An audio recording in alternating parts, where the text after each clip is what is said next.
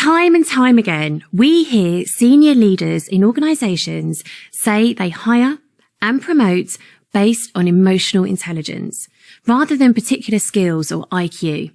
And there's a very good reason for this.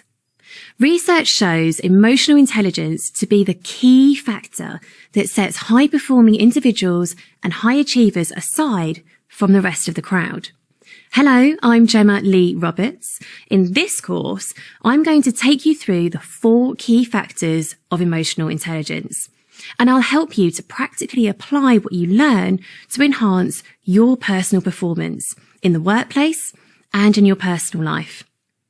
You'll learn how developing your emotional intelligence can help you to reach ambitious personal performance goals, such as working towards a promotion or building a thriving team. I'll also teach you how developing your emotional intelligence will impact how you interact with others, helping you to build strong and collaborative relationships. So if you want to perform at your peak and create success in your career, emotional intelligence is one of the top skills that you need to develop.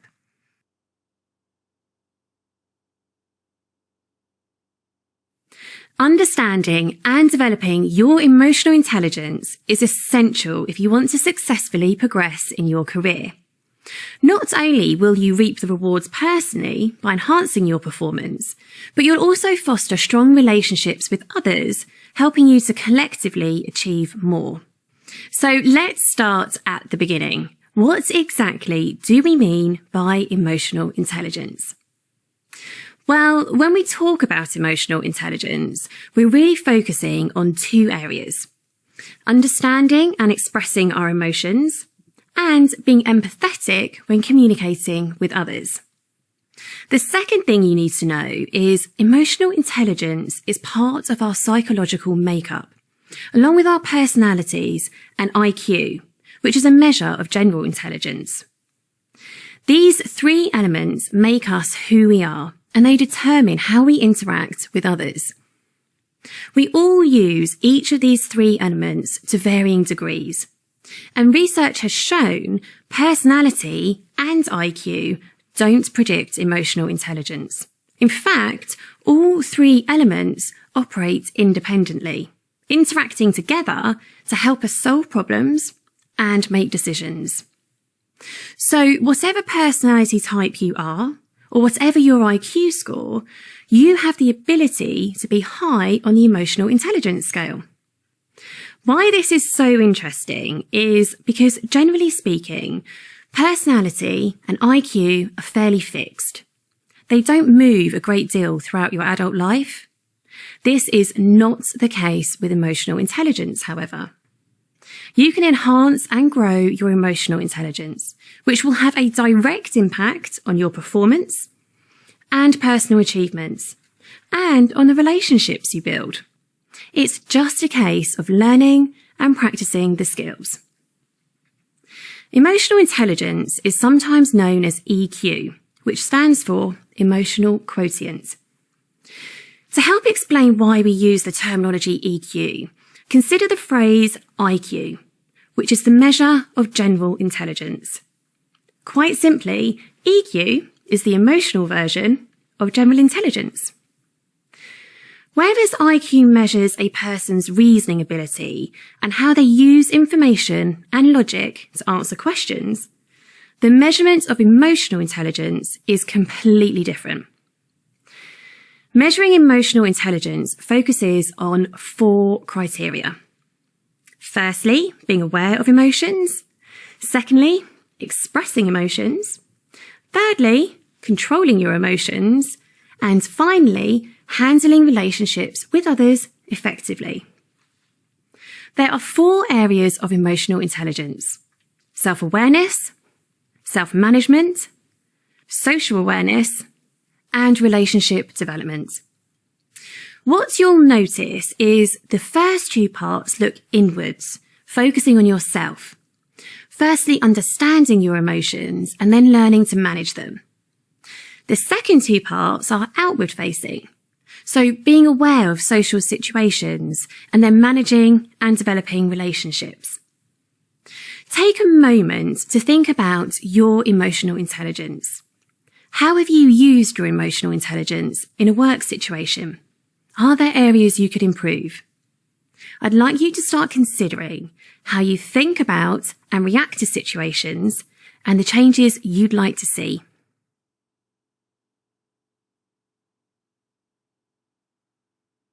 Emotions are complex. For the most part, when we talk about emotions, we're referring to a feeling or a reaction influenced by our circumstances, our mood, or relationships with others. Think of emotions as feelings you experience. Emotions can reflect pleasure or displeasure and can be extreme or mild.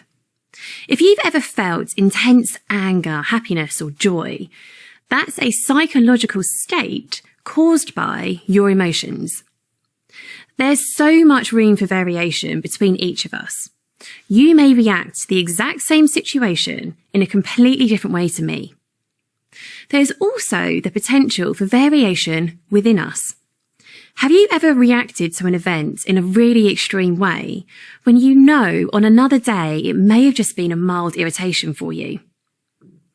Understanding and managing your emotions is critical if you want to enhance your performance and interact successfully with others.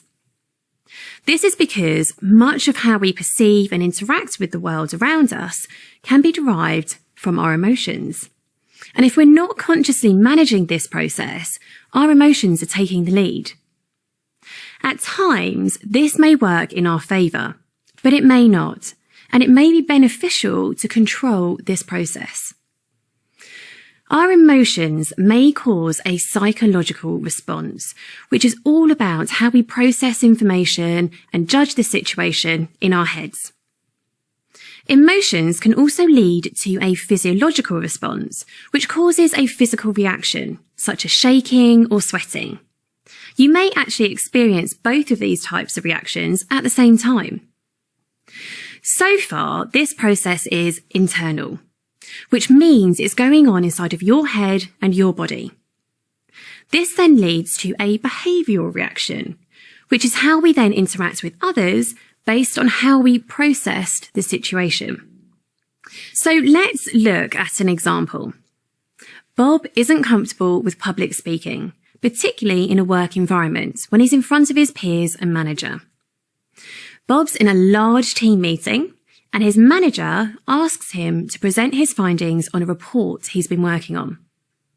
So how does Bob experience the situation internally? He's uncomfortable and he dreads scenarios like this.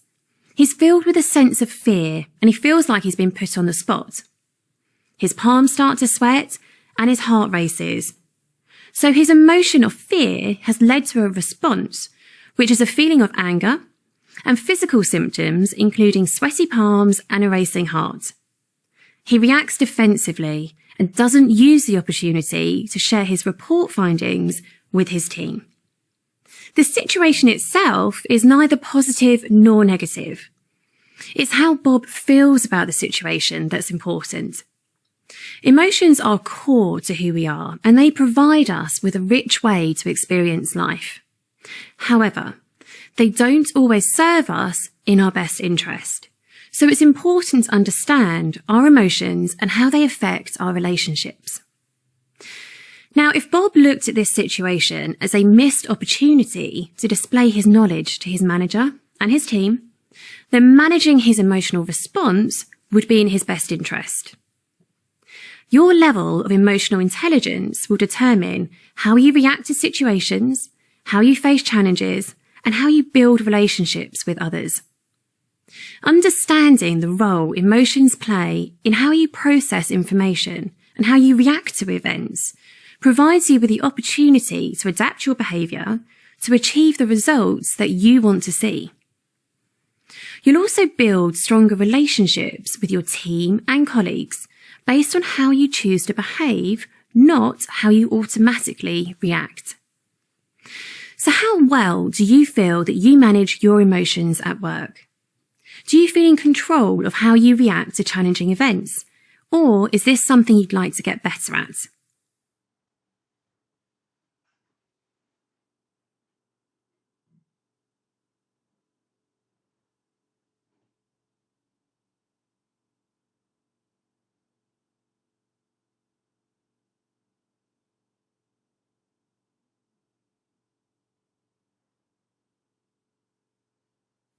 Imagine this. You're in a meeting and you witness a heated exchange between two colleagues, Jane and Dave. It goes from 1 to 100 in a matter of seconds. What starts as a mild difference of opinion escalates into a blistering exchange as Dave takes offence to Jane's request to take on additional work. Have you ever been in the middle of a conversation and the next thing you know, it's turned into a heated exchange and you're not quite sure where it all went wrong? Emotional responses are so quick. It really takes conscious practice to become aware of our emotional response process. The first step is being aware of how our emotional response process works. When we've mastered this, the next step is to intercept that response process so you can control how you respond to events. To change anything, you first need to be aware of how the system works.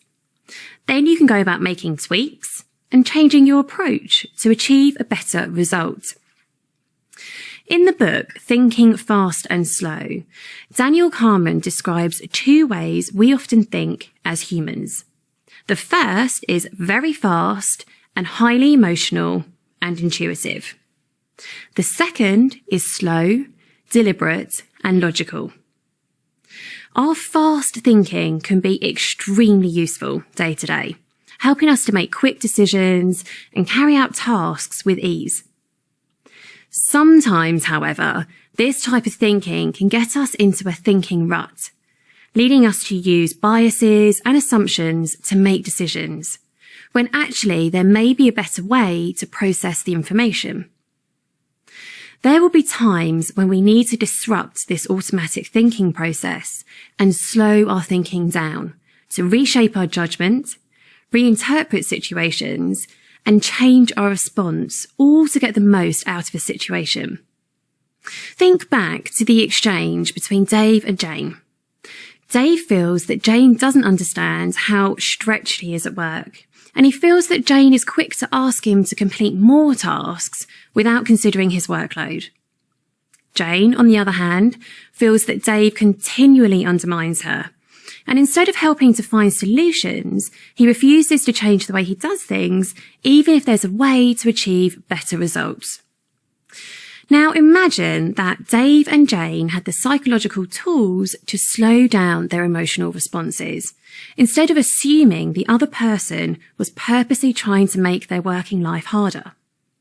Both parties may have seen the situation as an opportunity to find a collaborative solution that works for both of them. In order to take control of your emotions and develop your emotional intelligence, you need two things. Firstly, acceptance. Secondly, the ability to slow your reactions down. Acceptance is important. We can't change the past, but we can learn from experiences to change our future. If you want to change the way you react emotionally, or you want to build stronger relationships, start by accepting past behaviour and using that to define how you want to behave and react in the future. It's a learning curve. In the heat of the moment, it can be really hard to slow down your thoughts and emotions, and this most definitely takes practice. You need to rationally intercept your thoughts at the feeling emotional stage, which takes conscious practice. The thing to remember is you do have control over your emotional reactions. If you can learn to take a moment to pause and objectively assess the situation, you're far more likely to achieve something positive from the situation. Some of our thinking will always be at the speed of light, and that actually works in our favour. Do you really want to spend hours making a decision about which taxi app to use, or debating the pros and cons of each product you pick up whilst out shopping? Automatic thinking stops us being overwhelmed by every small decision we need to make. The trick is to intercept and disrupt our thinking and emotional responses when it's not serving us.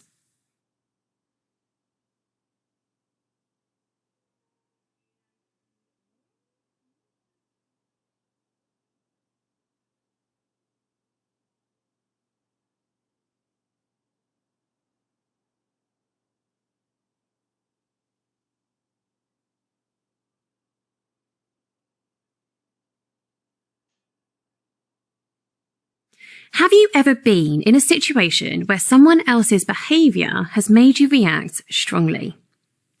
Maybe you've been driving and a car pulls out dangerously in front of you, making you angry and possibly a little too free and easy with the car horn. Perhaps you've been queuing patiently in a line and someone nips in at the last minute and pushes in, making your blood boil. I think we can all recount numerous situations where someone else has behaved in a way that makes us react passionately to the situation. But the truth of it is, it actually isn't always the other person's behaviour that makes us react, although it certainly feels that way in the heat of the moment.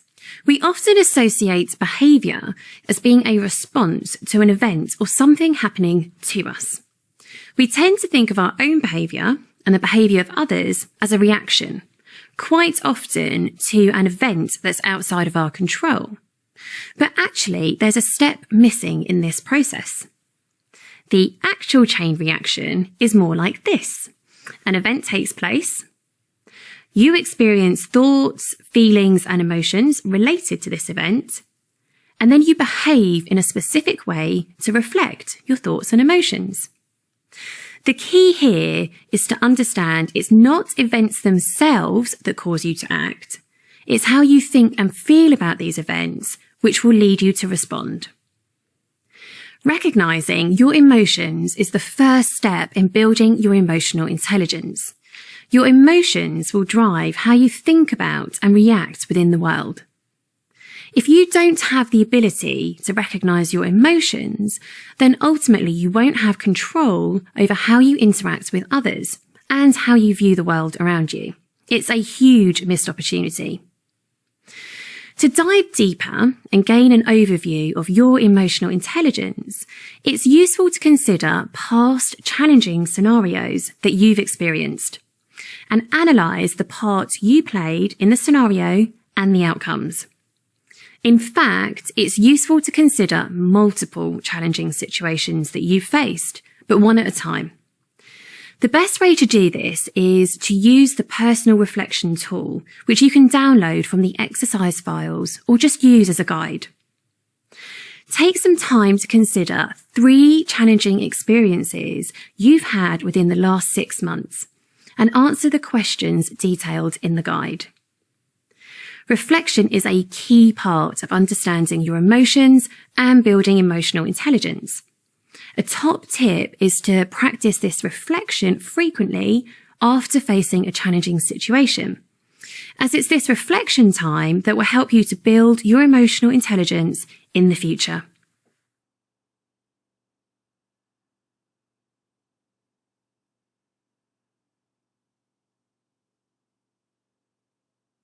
Picture the scene. You're at work and you're about to head into an important meeting. A contract you desperately need to get signed has disappeared from your desk. The stakes are high. You need this document to secure an important deal. Immediately, you can feel the anger rise and your heart rate increases. And you can't help but be vocal about your frustration. You blame your boss. She's always given you deadlines which just aren't manageable. Then you blame the cleaners. They must have thrown the contract out. Your lack of patience and stress, coupled with your disdain for your boss, acts as a trigger, causing an unfavourable reaction. So you storm into the meeting and declare the deadline's been too tight, as usual, you don't have support to effectively do your job, and the cleaners should be held accountable. You've experienced a cognitive hijack. The way you think and process information has caused an irrational response. The trigger set you off, the emotion took over, and your behavioural response was hijacked, all creating a scenario which is less than ideal. Our thoughts and emotions are so powerful. They can dictate how we experience the world around us and how we feel about situations. This thinking process can affect how we behave, how we interact with others, choices and decisions we make, and how we perform at work. This cognitive process isn't always the slick, well-oiled machine we need it to be to get the most out of a situation. If you imagine all of the stimulants around us at any given point, our brains need to process information quickly. So we rely on cognitive shortcuts, which help us to focus on the important information and make quick decisions. This protects you from feeling overwhelmed and from finding even the most simple of decisions a crippling challenge.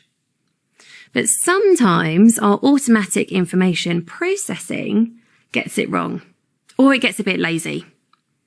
When we analyse behaviours, we often find the same triggers hijack our thinking and throw us off course again and again. Your triggers are events or things that happen that cause you to feel and think in a way that isn't helpful, in a way that isn't going to achieve the best outcome from a situation. It may be that you fly off the handle, or you retreat into yourself, or you become defiant or stressed. Whatever it is for you, the chances are you know that your response won't lead to the best outcome for you. So think about challenges you've faced over the last 6 months. Are there emotions you've experienced, thoughts you've had about a situation that show up again and again? Are there triggers that set off an emotional response for you? You're looking for themes here, and you're being a detective, analysing your past evidence. Now take it a step further and consider whether there are emotions that hijack the way you respond to situations.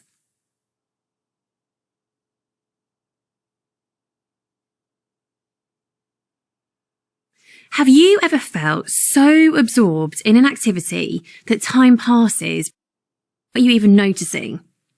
Maybe you became really engrossed in playing a sport, or you've got laser focus when you're working on a particular task, like creating new products or processes or writing articles.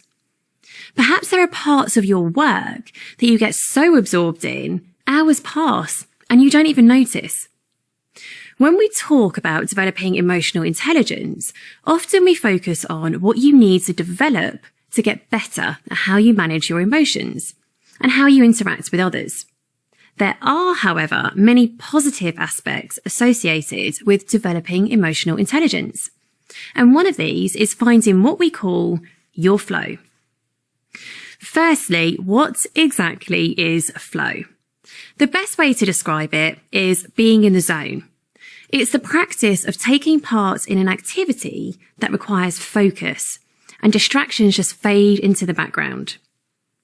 Activities that give you that sense of flow will stretch you, and there'll be activities you enjoy so much that time stands still. Working in flow should feel effortless and rewarding.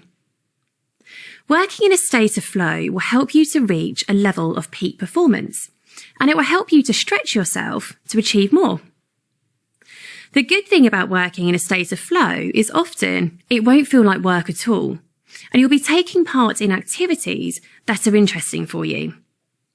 The chances are you're good at your flow activities, so it makes sense to focus on what you're good at and capitalise on that.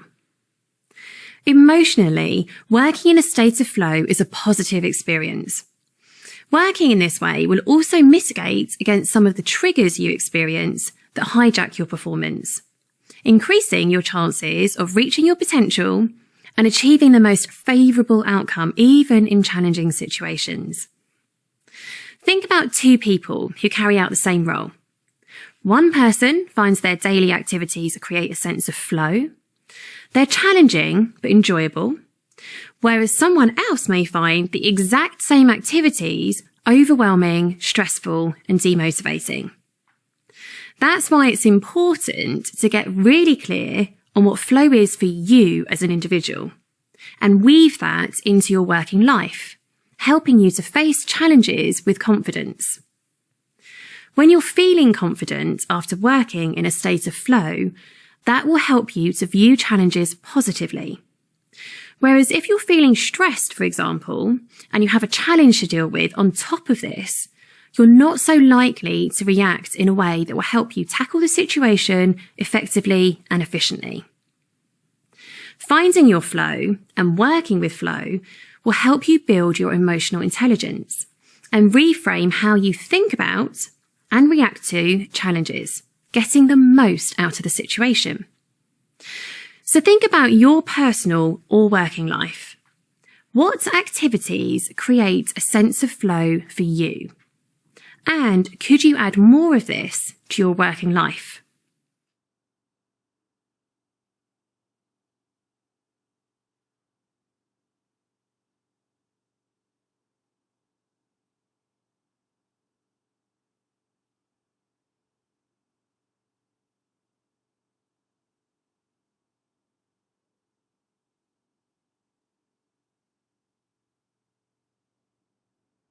Have you ever had that pang of regret, or looking back you felt that you could have handled a situation better?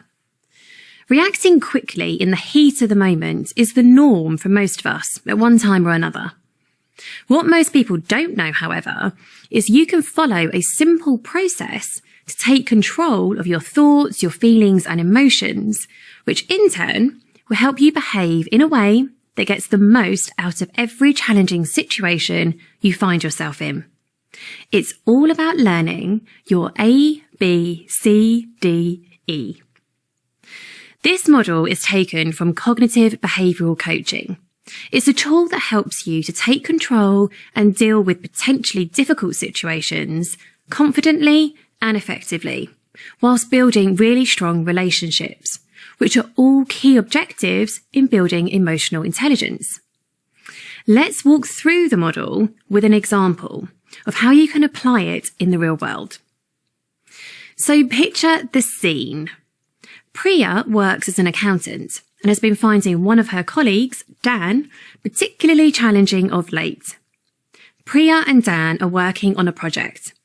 Priya is the project manager and requires information from Dan every week to track progress on the project. Dan is consistently late with the information he provides, and this week he's been late with the information again. This is what we refer to as the activating event, which in this case is Dan being late with the information he's been asked to provide. When considering the activating event, try to describe the situation as objectively as possible. How would you describe the situation if you were a reporter writing about the event with no prior knowledge or history of the facts? The idea here is to try and observe the event as an objective bystander. Priya believes that Dan is deliberately late with the information each week, as he doesn't think her work is valid or important. This causes Priya to feel angry, as she can't stop thinking about the fact that Dan doesn't respect her. Priya becomes irritable and decides she's going to confront Dan about his unacceptable behaviour.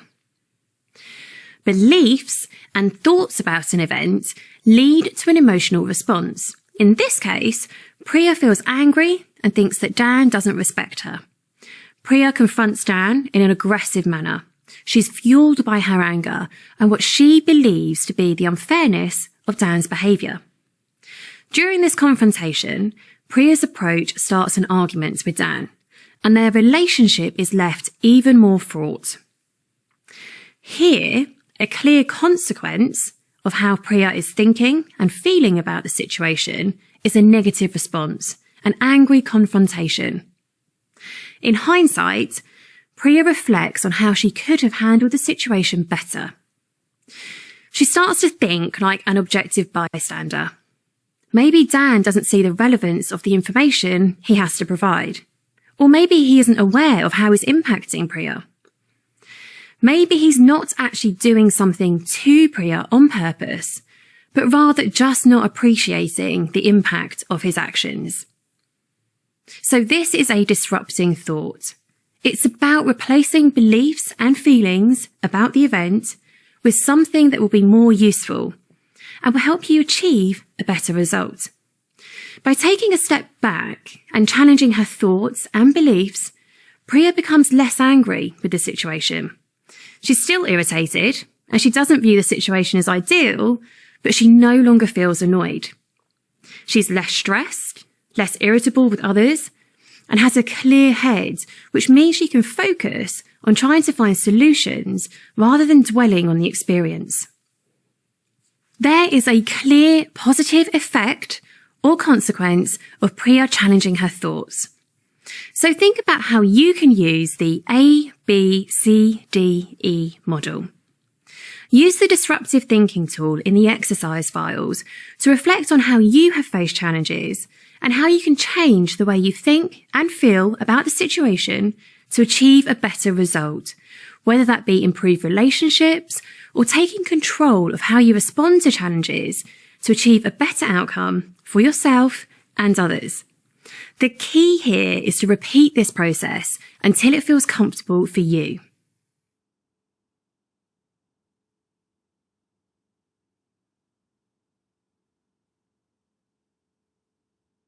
When was the last time you reacted to a situation at lightning speed, flying off the handle and behaving in a way that probably wasn't the most effective way to deal with things? I would say we've all experienced this at one point or another. For some of us, it might be something that happens all of the time. The thing is, the time between experiencing a feeling to reacting can be so quick. It can derail our responses to situations. It can be almost hard to imagine how you can break the chain between thinking and feeling and reacting, but it is possible with practice. What are some of the tactics that you can use to slow down your reaction time and choose how to respond? Step 1 is to take a step back when you feel like you might be reacting emotionally and you could be more objective. Identifying when this is occurring is one of the most effective tactics you can employ. Step 2, when you start to feel emotions such as anger or fear, try to give yourself some breathing space. Unless it's imperative that you react immediately, which it may be in a crisis, take 60 seconds to remove yourself from the situation and take deep breaths. This can be a hard habit to train yourself in, but taking slow, deep breaths can lower your heart rate if it's crept up, and it can help with other physiological symptoms such as sweating and blushing. Step 3 is to give yourself time to recover. You should have had some space, even if it's just for 60 seconds. Now let your body recover. Don't make any decisions and don't keep mulling over the scenario in your head. Just focus on feeling more level emotionally and physiologically. Step 4, challenge your thoughts. Is there a way you can think about the situation that can create a better outcome for you? Although you may passionately feel that you want to confront the issue in a highly emotional state, consider if this is the best option in the long run. Will it help you achieve the results you want to see? Finally, step 5, choose how you will respond. You may decide that your original thoughts were the best course of action, or you may decide on another approach. Either way, you have now assessed the best option for you, and you can react accordingly. This process takes work and isn't always possible. It may be hard if you're feeling stressed or tired. But when you start to feel your emotions rise and physiological symptoms start to develop, if you can get some space to calm down and slowly choose how to interpret the information, and then choose how to react, you're much more likely to achieve a positive outcome for you and for others. So what could you do to help slow down your reaction time when you feel negative emotions rising? It could be a simple breathing exercise or taking a walk for a few minutes. And in some ways, the more simple, the better, as these strategies are easier to use in the heat of the moment.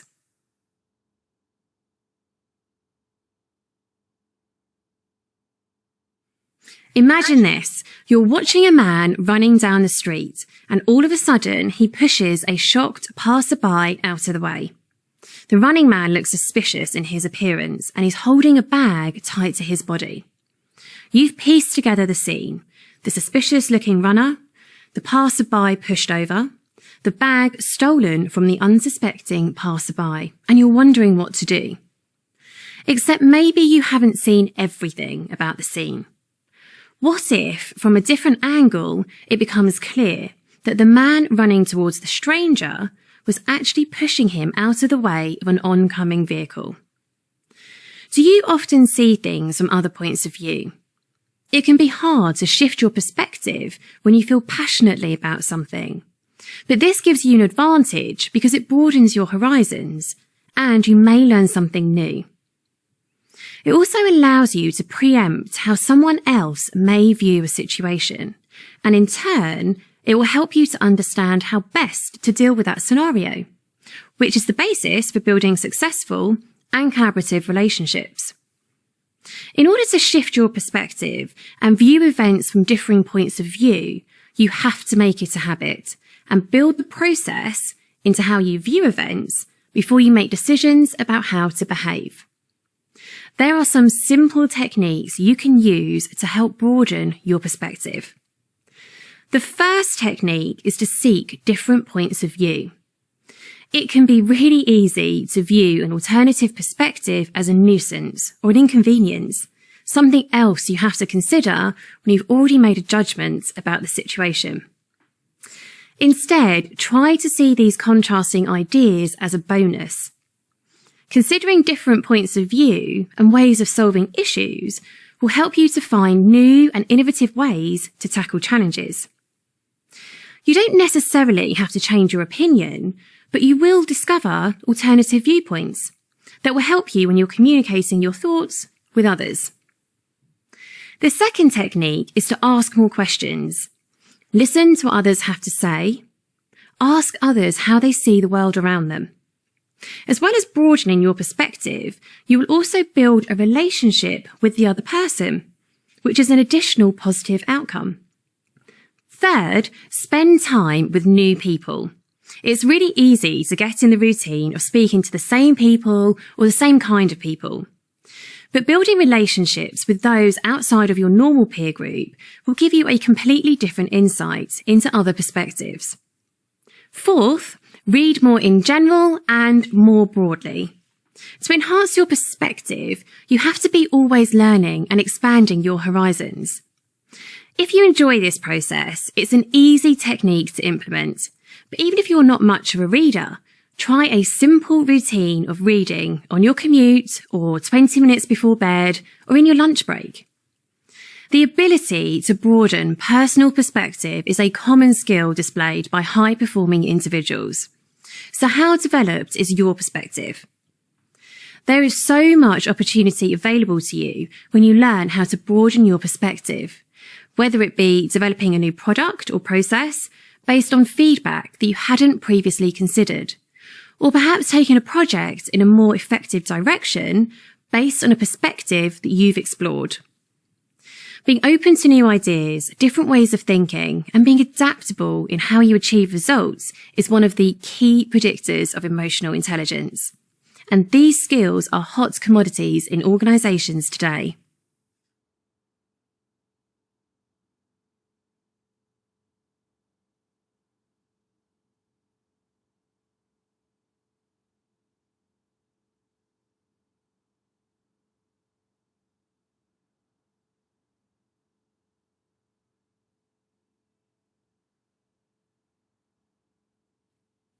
Have you ever intuitively felt like you're in a dangerous situation? Or have you walked into a new place and immediately felt at home, like it's your kind of place? How does this happen? The chances are you're subconsciously processing information you've gathered from your senses to build an intuitive picture. You're subconsciously using your social awareness. How does social awareness fit into the model of emotional intelligence? Well, let's just take a step back. Self-awareness is about understanding your own emotions and character, which is essential if you want to enhance your emotional intelligence. But equally as important is building your social awareness, which is the ability to understand others and to respond to their needs. It's about being aware of what's going on around you and understanding other people's feelings. Building your social awareness is important, as this is where you focus on taking what you've learnt about how you process emotions and apply that to the world around you, to create collaborative and successful relationships. It's a logical step-by-step process. Step 1 is thinking about your own self-awareness with an internal focus, which means looking inward and considering what's going on within your head. Once you've started to master developing that area, step 2 is to develop your social awareness, shifting the focus from internal reflection to an outward external observation, thinking about how you interact with others. There are simple techniques you can adopt and skills you can hone with practice that will help you to develop your social awareness. The first place to start is with your senses, and in particular, using your senses to learn more about the world and people around you. Initially, it's helpful to use your senses to notice what's going on around you. What do you see, feel, hear? At this stage, you're gathering information, learning to pay attention to the details of your surroundings, whether that be noticing facial expressions and body language or hearing specific tones in people's voices. Once you become proficient at this, you can start to piece that information together to get an idea of what people are thinking and the dynamics between people. Often when we describe people as intuitive, this is the process we're describing. A lot of this technique is about taking notice. Quite often, the information is there in front of us, but we're juggling so many demands, priorities, emotions, thoughts, feelings. It can take a bit of practice to step outside of ourselves and our own thoughts and immerse ourselves in our surroundings. How do you use your senses in social situations? Are you good at picking up on social cues and what's going on around you? Take some time to assess your social awareness and think about how you can increase this.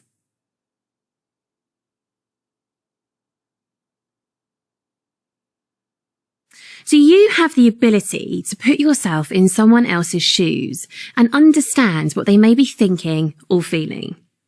The ability to empathise with others is a key predictor of emotional intelligence. Empathising provides you with a thorough understanding of the other person and helps to build strong relationships and better connections. Ultimately, empathy is the ability to sense other people's emotions, whilst also being able to imagine what someone else may be thinking or feeling. It's a skill that you can learn to develop. The first thing you'll want to do is ask the other person questions to find out more about what they're experiencing and how they feel about the situation and the impact it's having on them. If you don't have the opportunity to ask questions, you can also take a step back and imagine the possibilities of how someone may think and feel. You don't necessarily have to be able to identify exactly with the other person. You don't need to have had the exact same experience to imagine what the situation may be like for them. You just need to take what you know about that person and their circumstance and imagine how they would feel, react, behave, and think about the situation. Of course, you don't want to necessarily assume you know exactly what a situation is like for someone else, as that can actually be counterproductive. This might alienate the other person if your assumptions are incorrect. It's key to remember when empathising, you're not looking for the right answer, as only the other person knows exactly how they think and how they feel. Another tip when displaying your empathy is not to agree with everything the other person says. Constantly finding examples when you face the exact same challenges or situations. Although we generally behave like this with the best intentions, as we want the other person to know we understand what they're experiencing, it can actually be irritating for the other person if we always have an example that brings the conversation back to us. The key here is balance. Ask questions, find out more, ask people how they feel, how they interpret the situation, and why they think and feel as they do. You can also offer support and understanding by using phrases such as, I imagine that could make you feel, or I suppose that situation could make you think. Note here, I haven't used definite statements such as, it does or doesn't make you feel a certain way. The reason for this is you want the other person to know you understand how they feel, but you don't want them to think you know exactly what the situation is for them. So use tentative, exploratory language and words such as could, possibly, maybe. Don't get too hung up on the exact language here. Just remember 2 principles. 1, ask questions to find out more. 2, offer support and understanding without assuming you have the answers or knowledge the other person requires. Overall, the benefits of empathizing is you get a better insight into how someone else is thinking and feeling, and it gives you the opportunity to build better relationships. Ultimately, most people want to be understood and they want to make connections, whether that be in their work or personal life.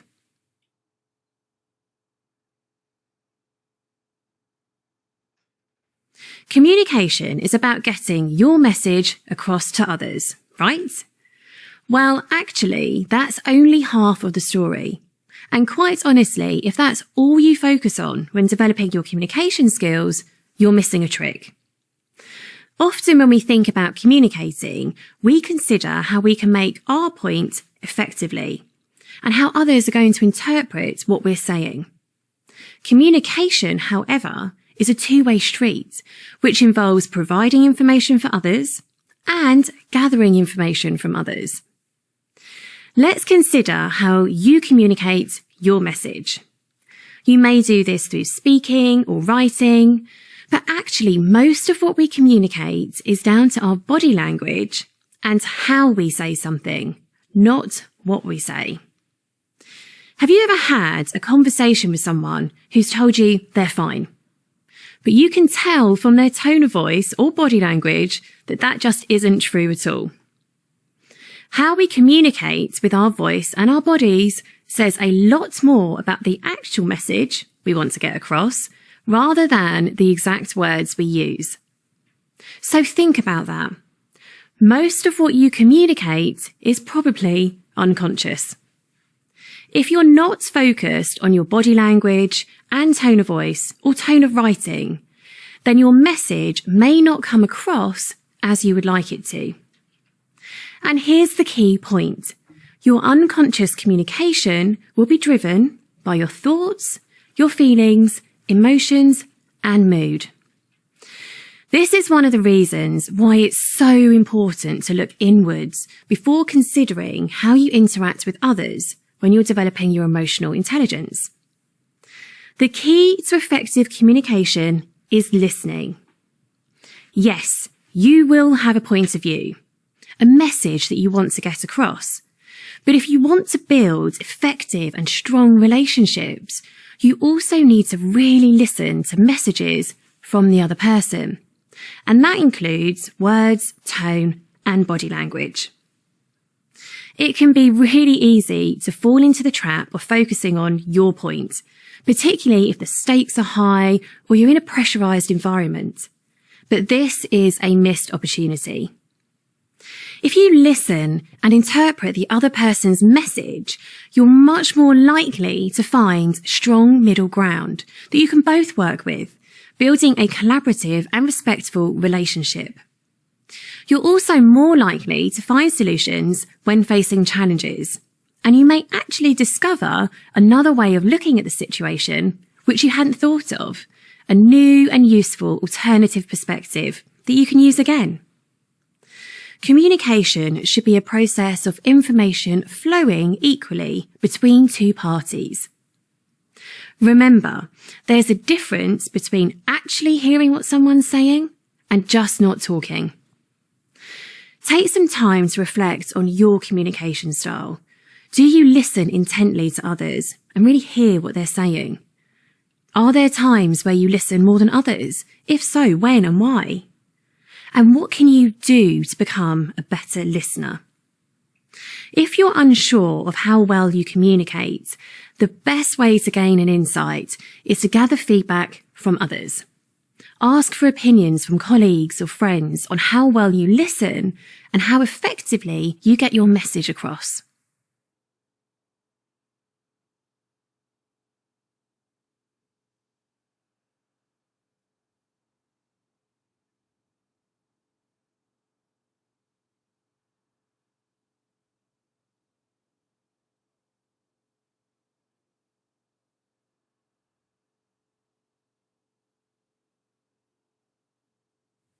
How is it some people manage relationships with ease, whilst for some of us, we're not quite sure where to start? The chances are, for those that naturally manage relationships well, this is a strength that has been developed over time. So what if managing relationships isn't your forte? Should you just give up? Absolutely not. You can turn creating effective relationships into your strength with a bit of practice and focus. You have your own unique strengths when it comes to managing relationships. You have your own style and way of communicating that's individual to you. Learning to capitalize on this will help you to play to your strengths in order to foster collaborative and effective relationships. Generally speaking, the more you can utilize your unique style, the more people will feel like they're making a genuine connection with you, which will help you to build trust. And that's a critical element in managing relationships. Playing to your strengths is about knowing where your strong points are and enhancing those, whilst also developing areas of your emotional intelligence at the same time. This is an essential balance, and addressing this balance takes discipline and focus.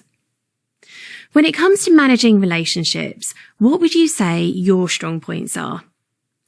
Common relationship management skills include communicating your message clearly and effectively, the ability to really listen to what others are saying, making people feel comfortable and understood, picking up on group dynamics quickly, having a talent for making genuine and authentic connections. Take some time to reflect on what your strengths are when it comes to managing relationships. The beauty of playing to your strengths is that you already have these natural talents, so using them won't feel like hard work. If anything, it will feel like a positive experience.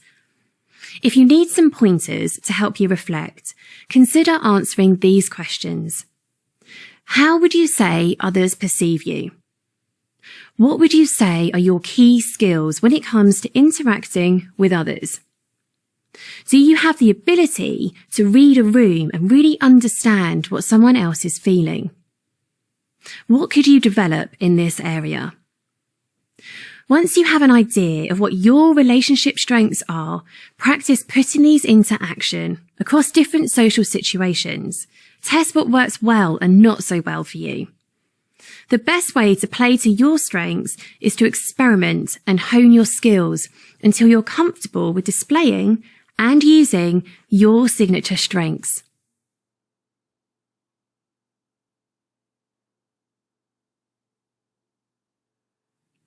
Have you ever wondered how others view and think about you? It's something that I've thought about 1,000 times. And I'll be honest, it always really intrigues me to find out how others view me. For example, I'm always hopeful that when I'm coaching, I'll come across as positive and supportive, even when I'm really challenging my clients. But I often have to check in with the other person to make sure that's the case. There have been times where I've had to adjust my approach based on how they perceive what I'm saying and my intentions. The only way to truly understand how others perceive you is to get their insight, and I understand how difficult that is. Sometimes it's more comfortable to live in a bubble of not asking for feedback. We can fear how others may perceive us, which in turn can play into our emotional reactions. Being emotionally flexible, however, means being able to listen to feedback and appreciate the point of view without being overly self-critical or defensive. Gathering feedback on yourself is one of the most useful techniques to help you grow. And the great thing about it is there's no skill or preparation required. You just have to ask others for their opinion. Sometimes you'll get a gem of a piece of feedback that may spur you on. Or it may be a gem because it's pointing out something you weren't aware of. You can only grow and get better at interacting with others if you have their perspective, so don't hide from it. One simple technique you can use to help you understand how others see you is the review, refine, repeat process. The first step is to review how you manage relationships currently. And the best way to do this is to gather feedback. Choose a few colleagues or friends and ask them for their feedback on how you maintain and build relationships. If you need any pointers, you might want to consider questions such as, how do you think I generally come across to others? How would you describe me when I'm in a team environment? Is there anything specific I'm good at when it comes to interacting with other people? Are there any areas I could tweak to get better at building and maintaining relationships? While sometimes feedback may be a little tough to hear, or you may be a bit surprised, gathering another perspective is always useful, even if you don't totally agree. The feedback you receive isn't a fact, it's an opinion. And the more opinions you can gather, the more of a rounded perspective you'll get of how you come across. Try not to get too hung up on one person's opinion. Instead, try to get a range of opinions to give you a broad perspective of how you come across to others. The next step in a continuous development process is to refine some of your approach, one small step at a time. Over time, as you make small adjustments, these small steps will compound to create big results. What may seem like a small tweak or a minor adjustment to your approach now, over time, may have a huge impact on building your emotional intelligence. Finally, repeat the process. We're all on a journey and we're all a work in progress to some extent. So you can always repeat the continuous development process and get better at building relationships and communicating effectively. Repeating this simple process will be a key factor in developing your emotional intelligence. Taking the emotion out of it and not perceiving feedback as emotional allows you to turn it into a process. First, review how you're perceived. Second, refine and make tweaks to ensure you come across in a productive and empathetic way. Third, repeat the process again and again. This three-step approach also helps you to create a continuous development cycle where you're constantly improving your relationship with others. So how will you build a continuous improvement process into your working life? Do you already use the review, refine, repeat concept? How can you use this simple tool to help you on your emotional intelligence journey?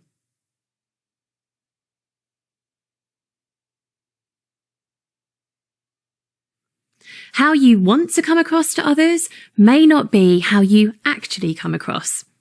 Have you ever had that moment where you realise how you intended to come across to someone else was completely misinterpreted?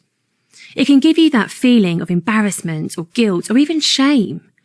I know I've been in that situation, and more often than not, it's because I was so caught up in saying the right thing, I forgot to relax and focus on building a positive connection with the other person. All too often, we focus on what we say and the exact message we want others to understand. But the impact we make is more about how someone else perceives us and our message, and less about the facts we want other people to grasp. Being adaptable and flexible in how you communicate with others is key. This is why it's essential you don't focus on the exact message, but more on the intention, what you want the other person to take away from your interaction. Consider a sales manager managing a large team of sales consultants. There'll be key messages that everyone has to know. Facts, figures, targets, marketing information.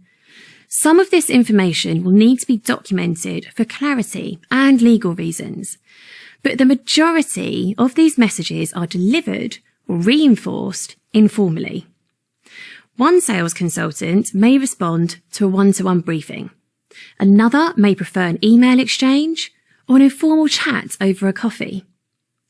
The biggest tip I can give you here is, rather than focusing on exactly what to say before each interaction, focus on the key messages. This will make each interaction more focused, and you'll be adaptable enough to change your communication style depending on the circumstance and the person you're communicating with.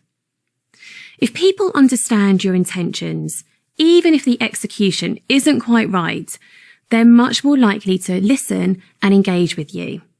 And you have a greater chance of building trust, which is a critical part of managing relationships. Focusing on intent provides you with a number of advantages.